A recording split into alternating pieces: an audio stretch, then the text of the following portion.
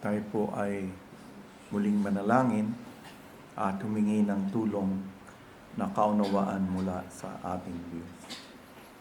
Kami po aming dakilang Diyos at Ama ay lumalapit sa inyo sa patuloy na pag-aaral namin ng iyong mga salita. Nawa, Panginoon, huwag mong hayaan na ang mga marinig at matutunan namin ay maagaw ng aming kaaway mula sa amin. Sa halip, Panginoon, sa iyong kapangyarihan ay manatili sa aming puso't isipan kung ano man ang ituturo mo sa amin at matugunan namin ito ng may pananampalataya. Ganon din, Panginoon, ay tulungan mong maunawaan namin ang katotohanan na pinag-aaralan namin, kung paano ito i-apply sa aming buhay at nawa ay maging zealous kami, Panginoon.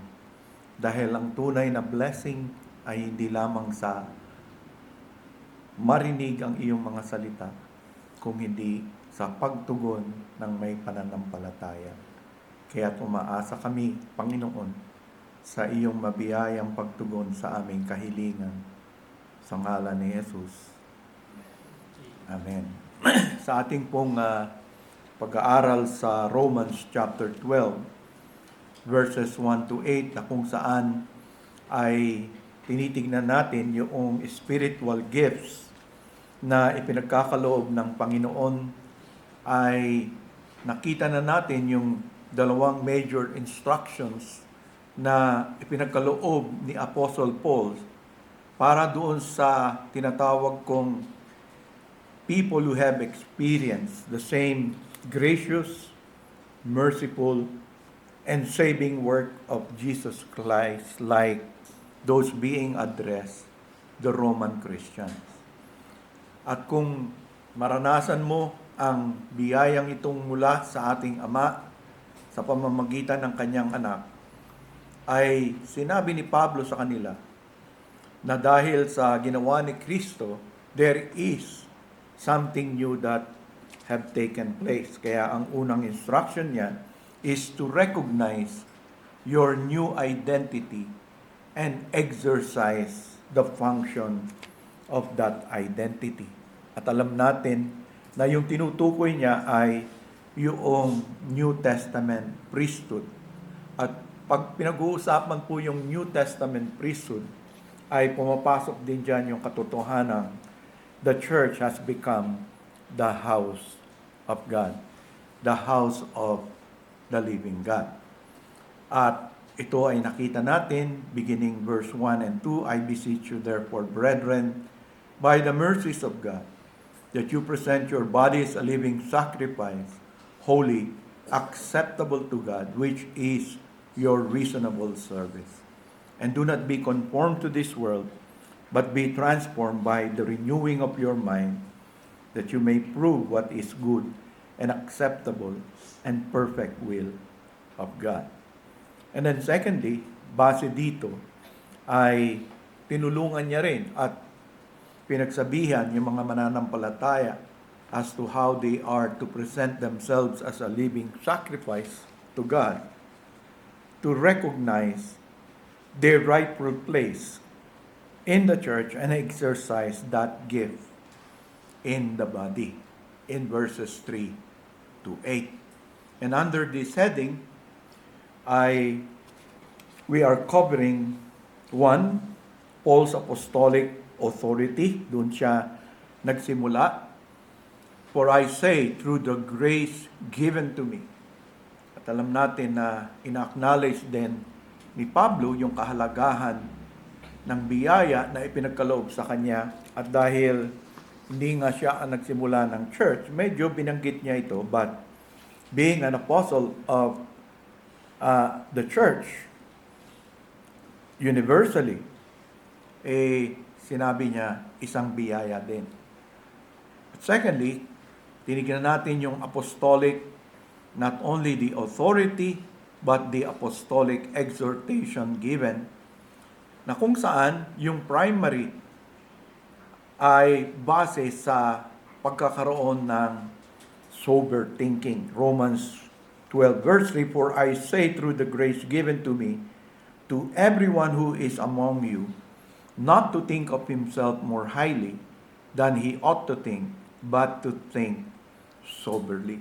So binigyan niya ng primacy, yung tinatawag nating presenting our bodies to the Lord, base sa kanyang mga mercy sa atin, na ang primacy or the very foundation of feeling that is having true humility. Not to think of himself more highly than he ought to think. So napakalaga niyan sa buhay natin, tayo na naligtas ng Panginoon, the primacy, the foundation of our relationship to God and to each other is that of humility. And secondly, dito sa apostolic exhortation, not only mentioning the primacy of sober thinking, but the need for a sound assessment, as God has dealt to each one a measure of faith. And later on, ma-encounter natin na nauulit-ulit ni Pablo yung statement na yon.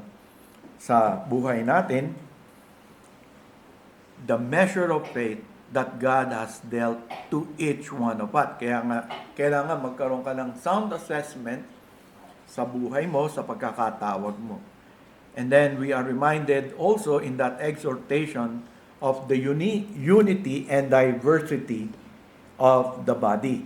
Mahalaga na ma-recognize mo there is diversity, but think of that diversity in the context of unity.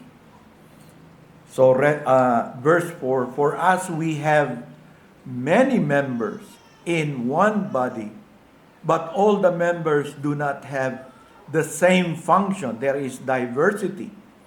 "So we, being many," inulit niya ulit, "are one body in Christ." Di ba doon siya nagsimula? "For we have many members in one body. Being many are one body in Christ, and individually members of one another."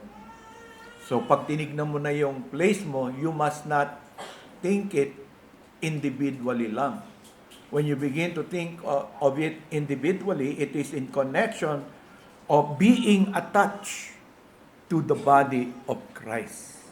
Being attached to each other. Kaya nga sabi niya, individually members of one another. So there is that close attachment na hindi dapat makalimutan.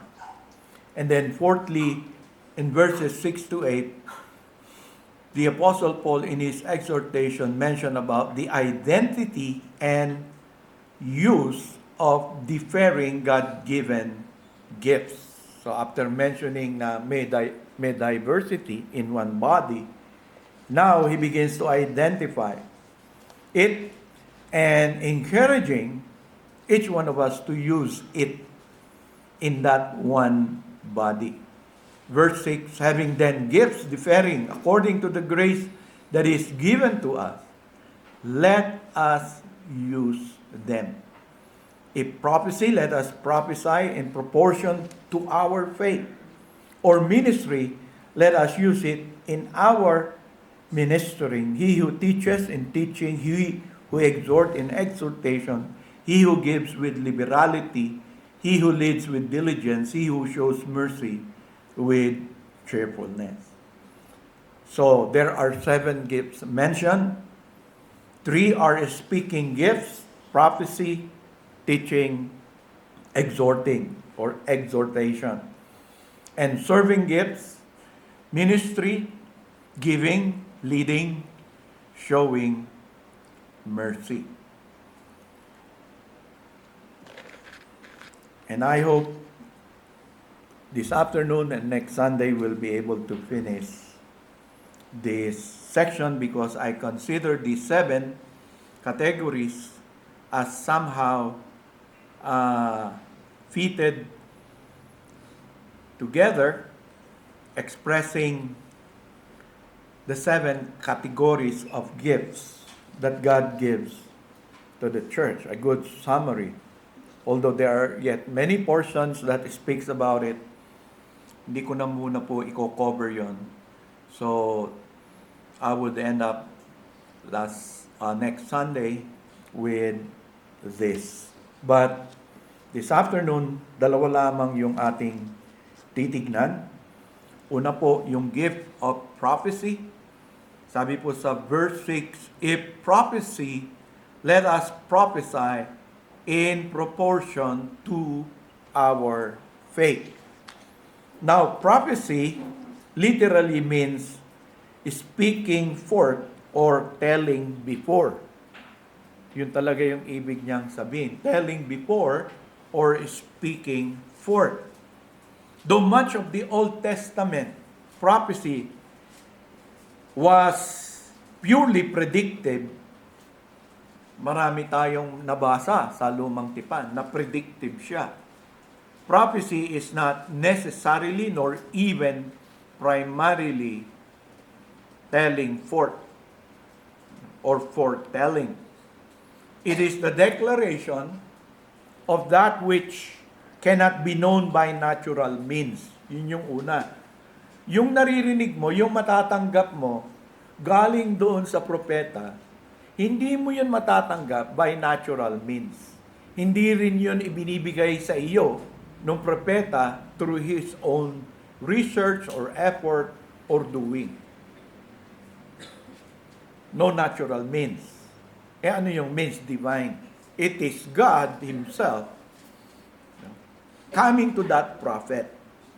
So, yun po ang nakikita natin. It is a declaration of that which cannot be known by natural means. Kaya nga, it is foretelling of the will of God. Whether with reference to the past, present, or future. Pag future po, parang nagiging predictive. Diba, halimbawa po kay Moses, paano niya nalaman yung istorya? That is something of the past. And then suddenly, itong si Moses, sinabi niya dun sa mga tao. So, saan galing yung information na yun? Ilang panahon na yung nakalipas nun? Galing yon sa Diyos na sinabi niya kay Moses. So, ngayon, kung sasabihin namang future, pwede rin gawin ng propeta yon. Depende kung ano yung ibibigay sa kanya ng Diyos. In the New Testament, as in the Old, yung prominent idea is not really predictive. Hindi po prediction. But the inspired delivery, either of warning, exhortation, instruction, or judging. And sometimes revealing or manifesting the secrets of the heart. Diba, minsan yung propeta directly, sasabihin niya sa mga tao ganito. Pero yung sinasabi niya, something to do what is hidden. Paano niya nalaman? It's through God. Revealing the heart of the people. It is only rarely that prophecy in the New Testament has to do with foretelling the future. It usually has to do with foretelling or preaching the Word of God. So, kahit na po yung sabihin yung kay John sa Revelation, no, apocalyptic writing, it is. Parang kumbaga sa nagkikwento lang si John. Kung ano yung naranasan niya, kung ano yung na-encounter niya as a vision. Pero directly si John, hindi niya naman siya gumagawa ng prediction of the future. He is telling to us, that at this point, at this time, or on the Lord's Day, ganito nangyari sa kanya. Ito yung nakita niya, ito yung na-witness niya. Ito yung narinig niya, ito yung nadama niya. So, nagpapatotoo siya sa mga bagay. At kagaya nga sinabi ko sa inyo, Hindi yun nakukuha by natural means. Saan ang galing yon?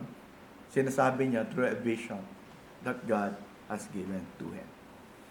So, the prophet can announce the Christian message, but he is announcing it with authority as one who really knows. Babalik na naman tayo. How did you know it? Balik ka doon sa Diyos. Ang Diyos ang gumawa nito para maunawaan ng isang tao. Now, let me add a word also of clarification.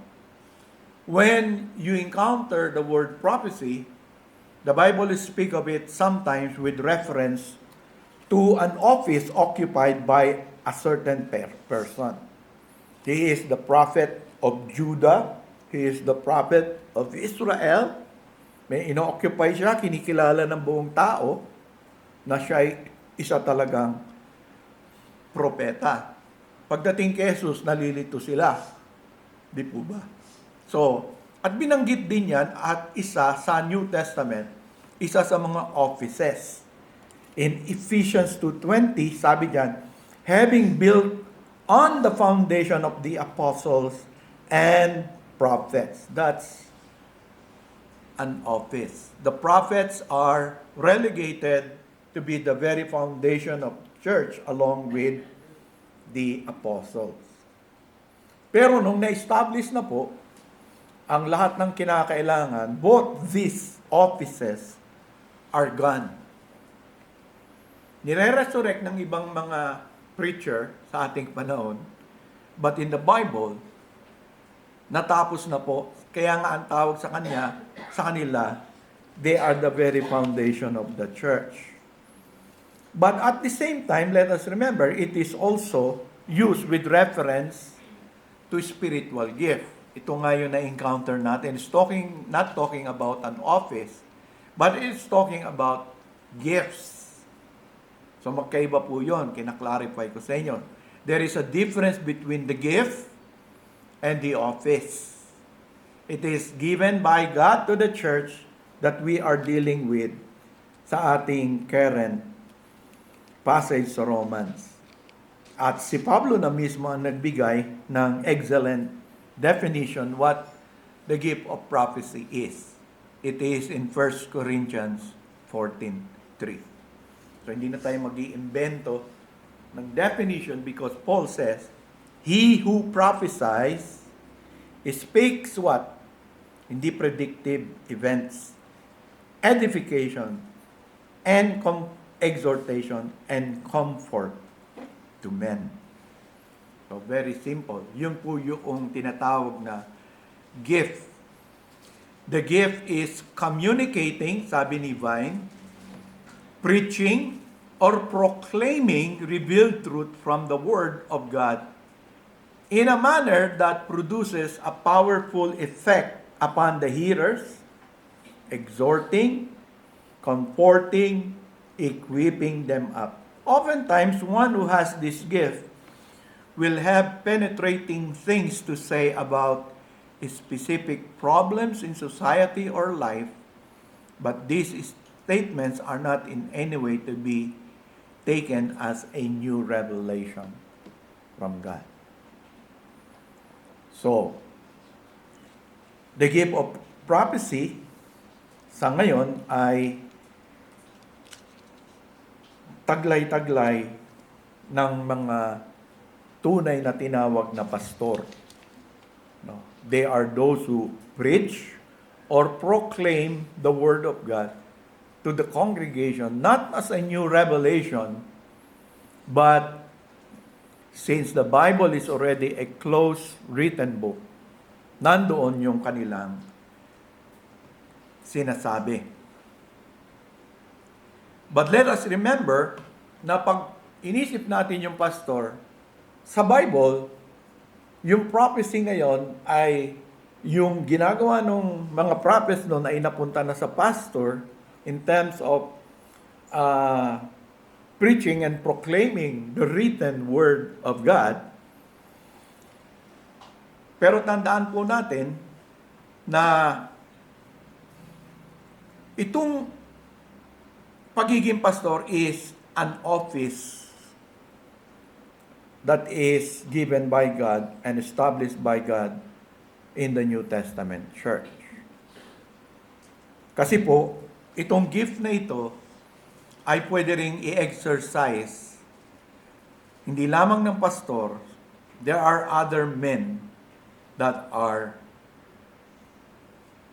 given this gift. It includes laymen who have the gift of prophecy and are able to speak forth the truth also in a powerful way. Anong difference? They may be able to proclaim the truth to you, but they are not called to be the pastor of the church.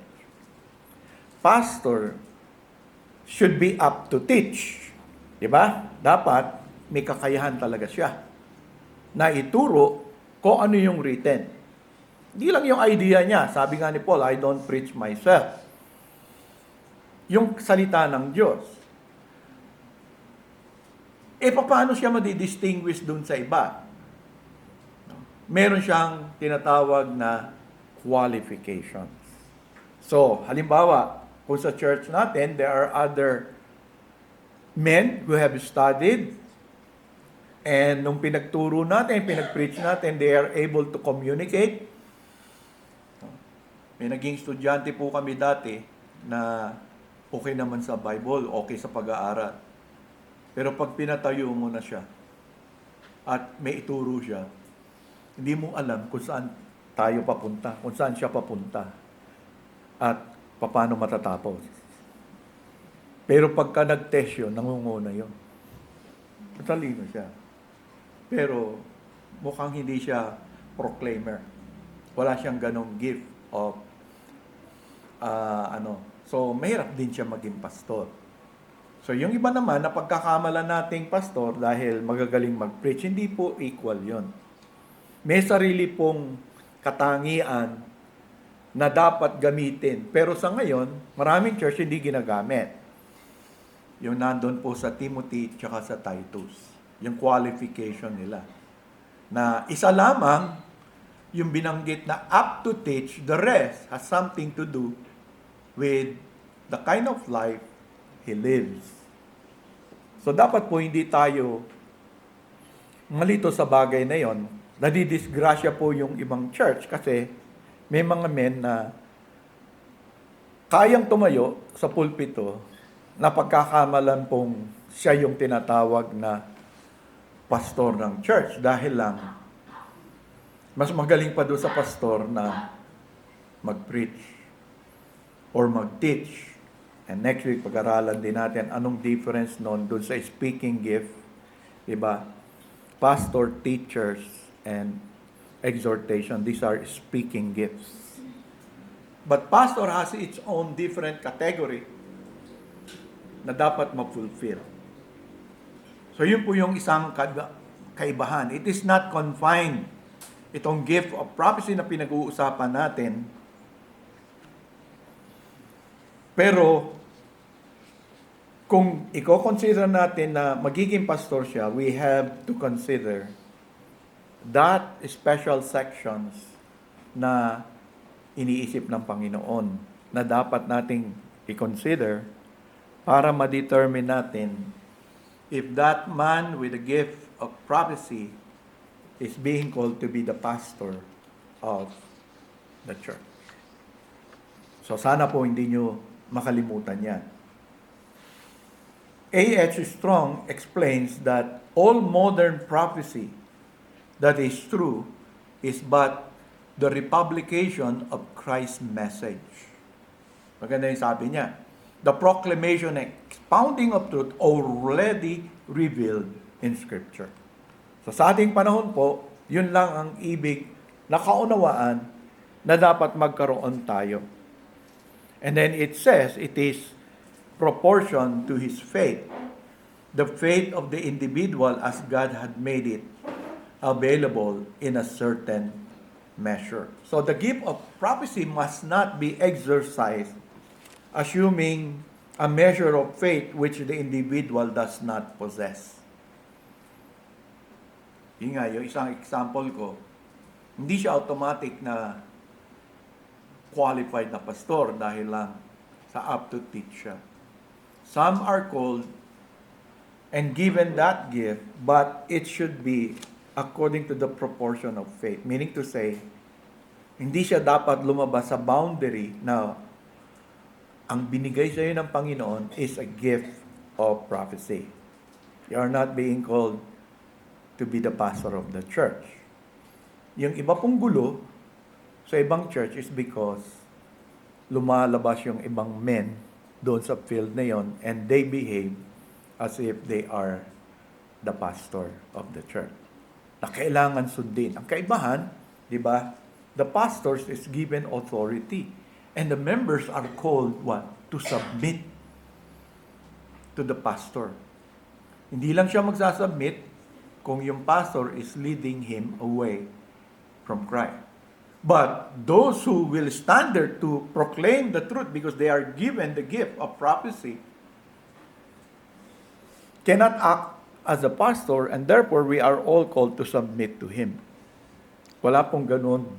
Lumalabas siya beyond that boundary. So kailangan sharp ka, kailangan matalino ka doon sa katuruan ng Scripture para hindi tayo madaya one day. So, remember that. The gift of prophecy must not be exercised assuming a measure of faith which the individual does not possess. Kung hindi naman ikaw yon, si John MacArthur may slightly different thought. Perhaps it's good for you to hear also. Sabi ni John MacArthur, whatever the form his message may take, the prophet is to minister it according to the proportion of his faith. Because the Greek includes the definite article. Faith may here refer to the faith. Tumitingin siya sa Greek. Meron importante sa mga nakakaunawa ng Greek, yung article, definite. No? Iba kasi kino-communicate nyo.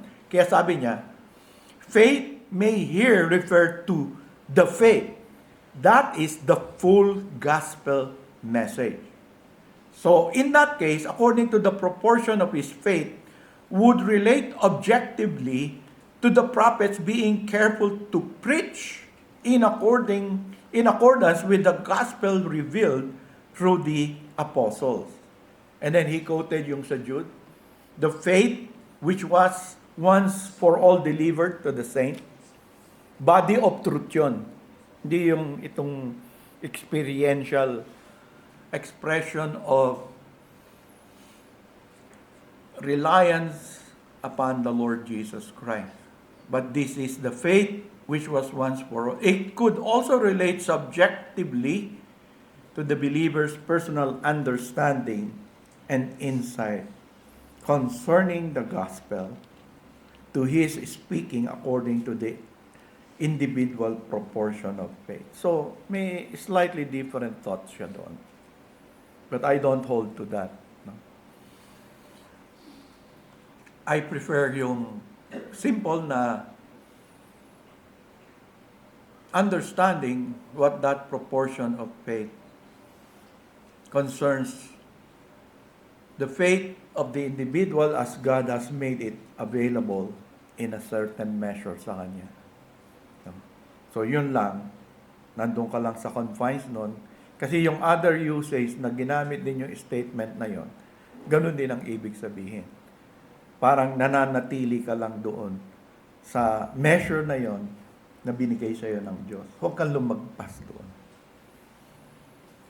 So, but having explained that, I hope I have given to you the message kung yung iniisip natin, yung the office no longer exists. Wala na pong the prophet. Ikaw yung prophet na binigay ng Diyos sa church. They have become like the apostles. Wala na rin pong apostles ngayon. Kasi kung meron, kung totoo yun, kailangan mag-submit tayo doon. Kahit hindi sila dito sa church. Kasi universal yun. But there is no longer such people. May mga nagre-resurrect, may sinasabi nga sila yung apostle. They claim even to be the apostle. No? Kaya kiniklaim nila, dapat makinig tayo sa kanila. So, pag pinakinggan mo naman, minsan yung turo, sala naman sa itinuro ni Kristo. But that is the first speaking gift that at a certain point in time, pare-pareho lang iyan. Kasi may period sa Old Testament at sa New Testament na kailangan talaga yon. So in a sense, I could say with Stittzinger that prophecy in the New Testament is the same as prophecy in the Old Testament. It is a continuation of the same office and function. Nung early church, di ba? Kaya nga merong office ng apostle and prophet. So nung time na yon, yung sinasabi na yon, katulad din yon sa Old Testament na may office and function. Kasi the apostolic age, like many Old Testament time, was an age of revelation. Tandaan nyo, hindi pa buo yung Bible. The prophet had a supernatural gift whereby he was able to reveal to his listeners new truth from God. Di ba sabi nga natin, hindi ito man-made, hindi ito normal, it comes from God. Pero today, dahil naibigay na ng Panginoon ang kinakailangan ng mga tao niya at isinulat na ito, wala na po tayong inihintay na new. Nakukuha niyo po ba? So wala nang ganon. Pero there was a time na even in the New Testament, parehong-pareho. Pero when na-fulfill na yon, nawala na rin yon. So, kaya nga yung foretelling or predictive events and merely saying what God has said, nangyari din yun. Pero sa ngayong panahon po mga kapatid, hindi na po ganoon. So what we have is foretelling. Ibig sabihin, proclaiming, not predicting, but proclaiming or preaching the written word of God. So, that's the clarification dahil nga maraming sa ating kapanahunan na kung ano-ano ang sinasabi. Pero yung pinaka-importante sa atin na ay itong the gift of ministry. The gift of ministry, which sabi ni Paul, let us use it in ministering. Mahalaga po ito sa ating pag-aaral because this is where you will begin implementing or involving yourself, lalong-lalo na dun sa hindi pa klaro para sa kanila kung ano ba yung place nila sa church. Kasi ito poong sinasabing ito na ministering, ito po yung gift of service. The gift of service. Kaya nga sa iba, service ang nakalagay. Okay? Itong service na ito refers to mundane activities such as waiting on tables, caring for household needs, activities without apparent dignity in man's eyes, but not in God's eyes. Dahil nga ganun yung service na yon, the Greeks regarded diakonia as degrading and dishonorable. Wala pong gusto niyan. Wala pong gusto maging deacon. Ayaw nila yung ministry kasi nga, yan yung, kumbaga, di ba kayo, nandito kayo, pag tapos na yung preaching ni Pastor Ranji, May mga tao kumikilos sa likod. Di natin nare-rec na wala tayong narinig na inutusan ko sila or inutusan sila ni Pastor Ranji. Pero may mga kumikilos. Pero pag tinignan mo, ano ba yung pinagagawa nila? It is mundane. Yun po yung tinutukoy, serving tables. Kaya nga nung una, yung mga Greek ayaw niya. No? Parang degrading, dishonorable. No? So, imaginein mo, manager ng bangko o manager ng malaking kumpanya. Tapos, yung ibang men natin dyan, nagsiset up ng tables. So, bahagi yun ng sinasabi dito po sa salita ng Diyos na gift. It is service.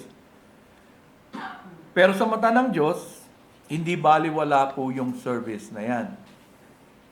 And even the Apostle Paul have been using that for his own self. Many, many times. In Romans 11:13, sabi niya, "For I speak to you Gentiles inasmuch as I am apostle to the Gentiles, I magnify my ministry, my service." In Romans 15:31, "That I may be delivered from those in Judea who do not believe, and that my service for Jerusalem might be acceptable to the saints." He's talking about whatever service is that. Hindi po kinakaya ni Pablo to kumpara dito sa ibang Griego na minamaliit nila at ayaw nila gamitin yung term na yon. In 2 Corinthians 4:1, "Therefore, since we have this ministry," this mundane things, no? Sabi niya, "as we have received mercy, we do not lose heart." In 2 Corinthians 5:18, "Now all things are of God, who has reconciled us to himself through Jesus Christ, and has given us the ministry of reconciliation." So ministry has so many wide usage. In 1 Timothy 1:12, one of my favorite verse for the Apostle Paul is that the Apostle said, "I thank Jesus Christ our Lord who has enabled me because He has counted me faithful, putting me into the ministry." Diba, naalala ko yung preaching ni Pastor, diba? Anong gusto mong ma-attach? Anong gusto mong ma-remember ka? Well, to me, ito yon verse. That God would count me faithful. Maybe hindi perfect, but faithful. May mga failures? Oo naman. Faithful people have failures, but they continually grow. They continually serve. Faithful, putting me into the ministry. So ano man yon. So, yun yung panalangin ko na, di ba yung madalas nating marinig, yung "well done, thou good and faithful servant of mine," kung saan ka nilagay. And so we say,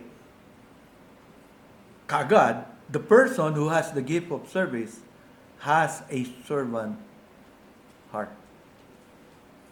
He has a servant heart. Sino yung may mga ganitong gift? Simple lang. Those who have this gift has the ability to see things that need to be done and do them.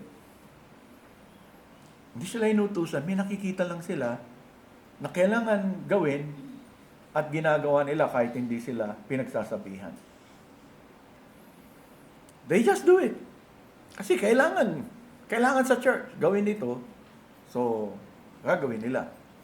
Kaya ang ganda na in every church, iba-iba yung need. I believe these 7 would be in our church. No? Saan kayo? Dito ka magsisimula. Maganda kasi na magsimula ka, tignan mo dito, halimbawa, sabi ni Pastor, mahalaga yung spiritual gifts. O mahalaga siya dahil kaloob siya ng Diyos. At sabi ni Paul, ito yung way to serve Christ in the church. Ito yun. So, kailangan i-fill up mo yung proper place mo because the church is the body of Christ. Kaya napakalaga. Paano mo naman malalaman? Well, hindi po tayo gagawa ng survey na kung hindi, dito ka magsimula, dito sa general service. At maganda nga na kung gusto mo talagang matulungan ka ng Panginoon, open your eyes. Open up yourself to the things that need to be done and begin to do them. It is in that context that I believe you will know your proper place in the church. Lahat nagsisimula doon. Ngayon, meron ding tinatawag na gamit nito na nagiging office. Alam natin, there are two offices in the New Testament church. One is the office of the deacon. Ngayon, paano natin malalaman kung siya ay dapat nating i-recommend na deacon? Yan minsan sumasablay. Well, dapat, bago pa malang nakikita natin that that man has been able to see things that need to be done, whatever it is. And he has been doing it. He has been doing it. Hindi, si na lang di ko natin kasi magaling naman to Tsaka very close naman sa atin. Friendship, closeness, we're not talking about that. It is a gift of service, and those who have a gift of service as a servant heart, and if it is a position to occupy, he must be a person clearly seen na meron siyang servant heart. Kung i-recommend mo, hindi mo naman na-experience yung servant heart, no? So, tatanungin mo yung sarili mo, do I experience from this man that servant attitude? Or nakikita ko ba with my eye that he has that? Kung hindi, don't nominate that person to that office. No, malalagay tayo sa alanganin. No. Wayne Barber, sabi niya, the word diakonia describes a person who has the heart of serving, and it doesn't matter how much credit he gets for it. Baliwala sa kanya yun, kahit walang pumupuri sa kanya, walang nagsasabi sa kanyang gawin ito, hindi yun importante sa kanya. Kaya nga, nandun ako dun sa simpleng understanding that that word is the ability to see things that need to be done, and then he does it even when not being mentioned. Alam niya, kailangan sa church yun. Halimbawa, yung simple na nakita niya, medyo madumi yung church. May mga bata, iniwan yung mga chocolate candy nila. So, nililigpit niya. So, ganon. Kailangan bang gawin yun? Sa kanyang mata, kailangan. May mga ganong member dito na, halimbawa, nag-aayos na yung church. Yung iba nakikita na may mga kalat. Bigla, hindi naman natin inutusan. Kukuha sila ng dustpan, kuha ng walis, wawalisin nila. So, you begin with that. Napakalaga nito sa buhay natin. Bakit ko sinasabi nun? Kasi pag pinag-aralan mo how it is used, that word ministry, let's look at some. For example, Martha used this word in complaining to Jesus about her sister Mary. And Luke used this word about Martha in describing her. Luke 10:40, but Martha was distracted with much serving. Yun yung Greek word. And she approached him and said, Lord, Do you not care that my sister has left me to serve alone? Therefore, tell her to help me. So that word is used in a context where one is doing something. You ask yourself, what was Martha doing? What was Martha busy? So yun, isang ano. The word means to serve also in practical ways. In Acts 11, describing benevolence of the church in Antioch. In 11:29, then the disciples, each according to his ability, determined to send relief to the brethren dwelling in Judea. That word relief uses the Greek word. So, maraming pwedeng gawin. There were needs in Judea, and the church were collecting funds. The members of the church, according to their ability, determined that they would send funds for the relief. And the word is ministry. So it can mean preparing food like Martha, or sending money, relieving the burdens, the difficulty of others. Paul used the same word in giving admonition to young Timothy in 2 Timothy 4, verse 5. But you be watchful in all things, endure afflictions, do the work of the evangelist, fulfill your ministry. But here, he is referring to the work of a gospel minister. Di ba ginamit din ni Paul sa sarili niya yun?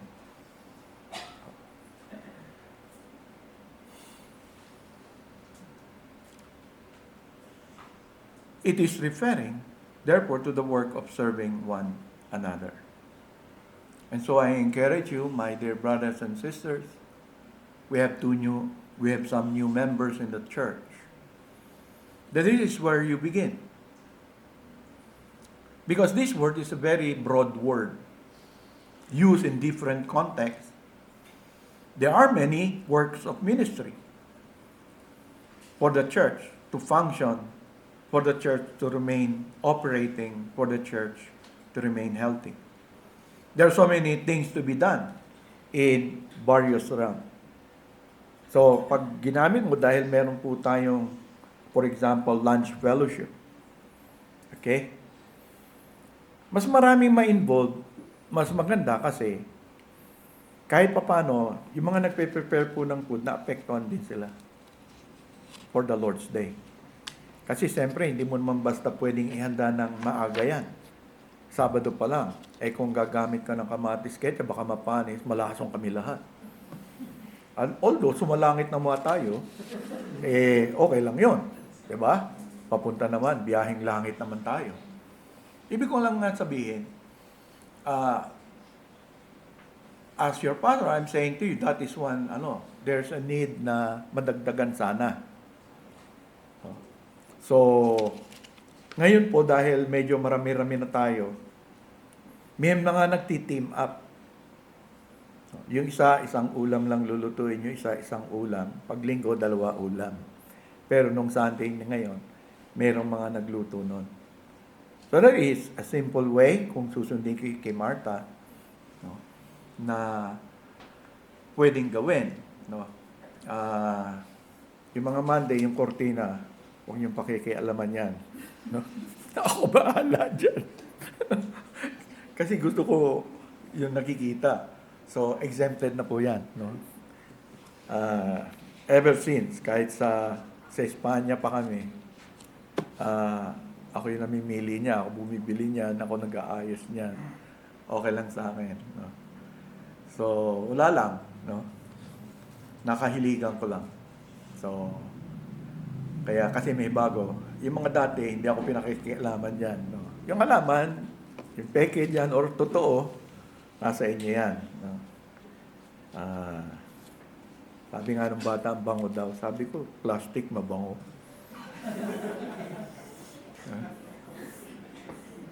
Totoo po yan. Nililito ko sila kanina. But, kung kaya nyo na, I love Jessa, once in a while, She brings true flowers. No? Mahilig din ako tumingin sa mga halaman. No? Pero tuwing linggo lang, huwag araw-araw. No? Okay? So, you have to think, like, ano ba yung pwede kong gawin? Doon kayo magsisimula, and then, meron po tayong twice a month, Bible study sa mga bata. Ayaw po nating i-cancel yon kahit gumastos po tayo doon, kahit na mapagod tayo, because kawawa naman yung mga bata. Walang magtuturo sa kanila ng gospel. Ngayon, malalaki na sila, pero may mga bago naman na maliliit. Kailan kaya matatapos yon? So, we need help there. No, kasi si pastor, dati ako yung nagpupunta doon. Ngayon, hindi na ako pwede po sa mag-community kasi madali ako makakuha ng sakit. No? Si Pastor Ranji, no?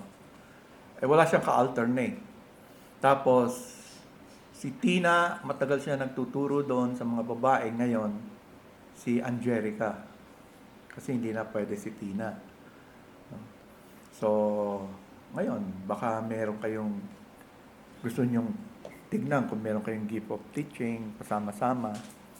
Di ba na-share ko sa inyo, bago ako na-involve sa ministry noon, nagsimula lang akong sabi doon sa Manila Baptist Church, kailangan nila ng mga men. Kasi yung mga doktor, puro babae. Siyempre, hindi man ako doktor. Sabi nila, tutulong sa mga medical na kahon, taga-buhat. Kaya ko yun. Sumama ako. Doon din ako natuto mag one-on-one. Kasi pagdating doon, Joey, mag-share ko ng gospel dyan. No? Habang naghihintay sila. Nakanda. So doon nagsimula lahat. Ganun ba? Kaya ako sinasabi sa inyo is because we really need to apply.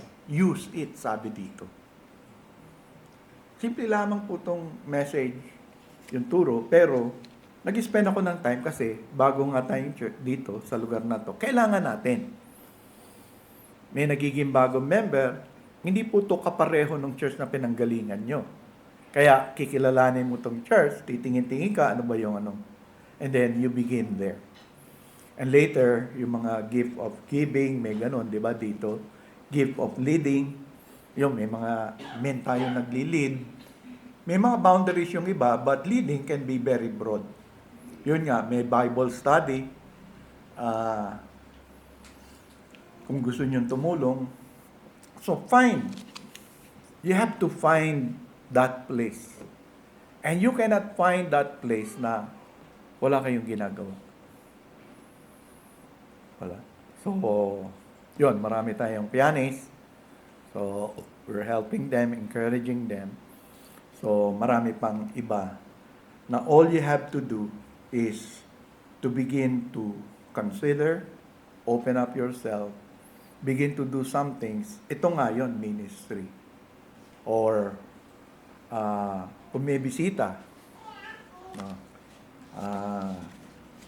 baka ang trabaho mo sa sales. No?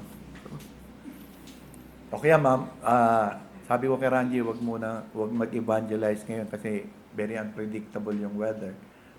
So evangelism, sama ka lang na sama kung ano yung present na activity ng church.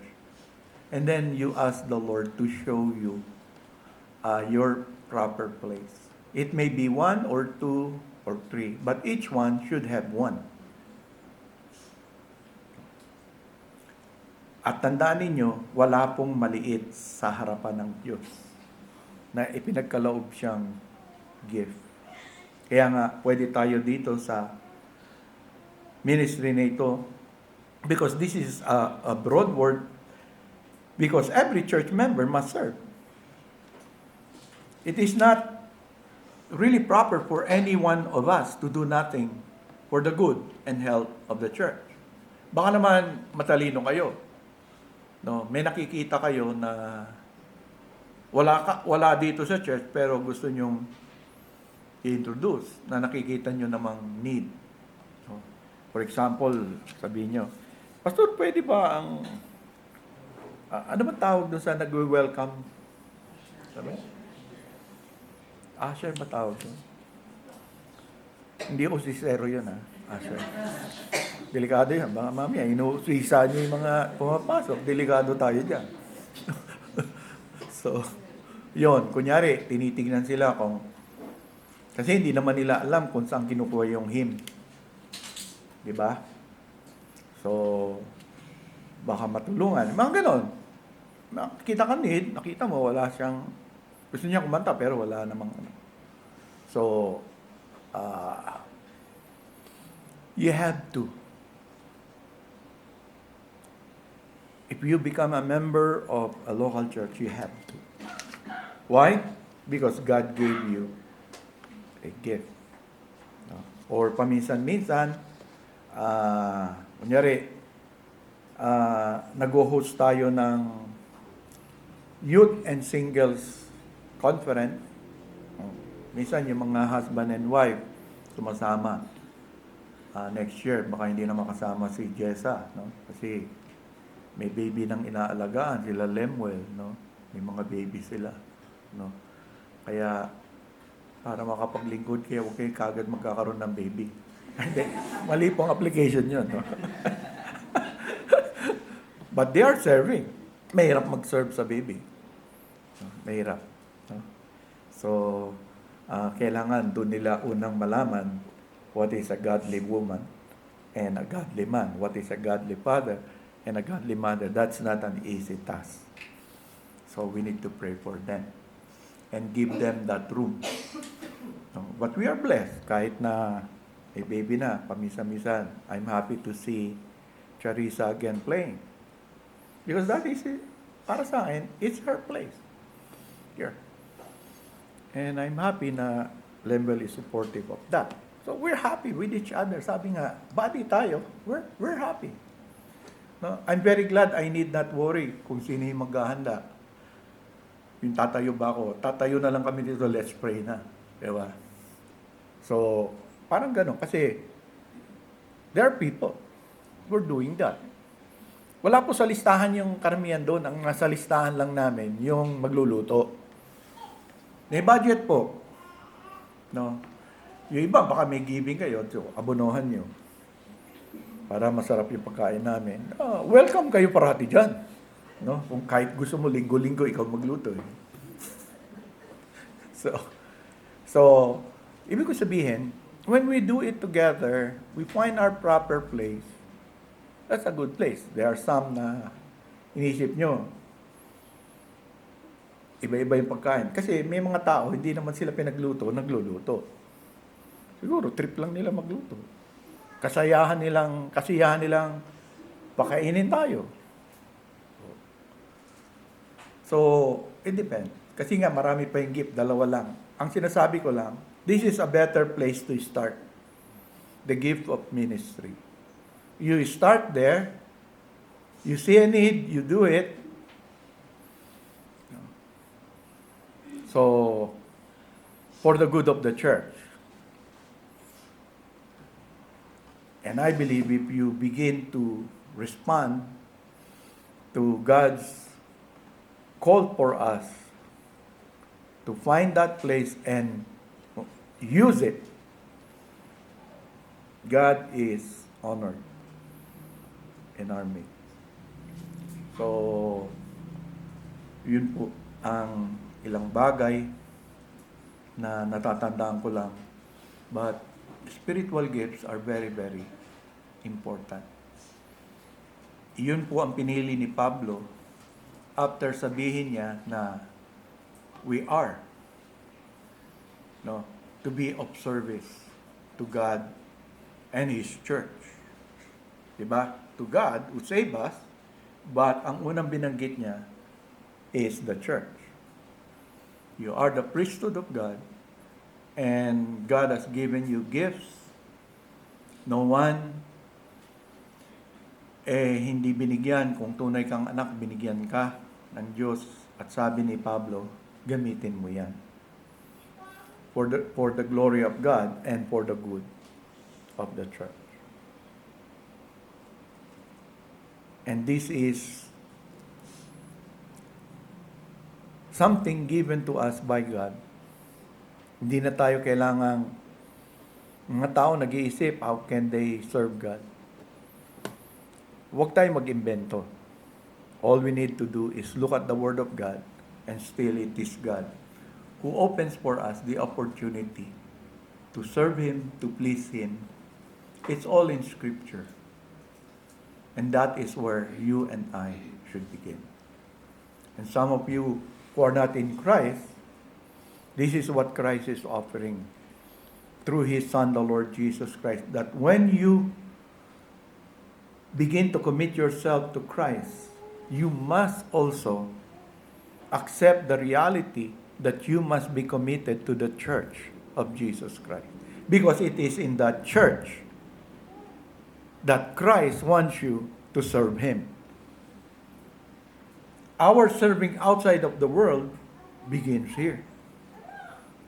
And then He says to us, go and make disciples of all nations. The things we learn from each other here are the things that we learn to us. When Christ says we have to show mercy, He begins here. What is that mercy? And then you carry it as part of the dispersed church. We are dispersed from Monday to Saturday. We are gathered together on the Lord's Day. But in the context, what we learn, what from Christ here, what we exercise here and develop, plus our character, is that which we bring outside as we are dispersed by God in various areas in this world, where we are to be His witnesses. And for you who are contemplating on coming to Christ for your salvation, don't forget that accompanying that salvation is being placed in the body of Christ, where you are asked by Christ to take your proper place so that you can continually honor Him and serve Him and the world that is outside of the church. And so may God help us here at Trinity Reformed Baptist Church. Begin with what is there. We will continually pray that you will find the place that God has given to you. Let us pray. Nagpapasalamat po kami, Panginoon, sa inyong mga salita na nagbibigay ng malinaw na gabay sa amin. How we may serve you and how we may be able to serve our brothers and sisters. We thank you, Lord, na malinaw ang iyong mga salita. Ang kailangan lang namin ay magsimula sa aming buhay. At nawa with some encouraging words and practical words of action na napag-usapan namin ng konti, that the members of this church will begin to do something, because it is a much needed area sa buhay ng bawat local church. We know, Lord, na walang mas mataas o walang mas mababa. They are all needed for the body of Christ to function properly and to function in such a way that will bring honor and glory to your name. The name which we carry, that is why we call ourselves also as a Christian church. Thank you, Father, for saving us through Christ. Thank you for having Christ as the head of this church. And thank you also to the various gifts, that some of those gifts are already operating in our church. That is why we are able to cope with various needs.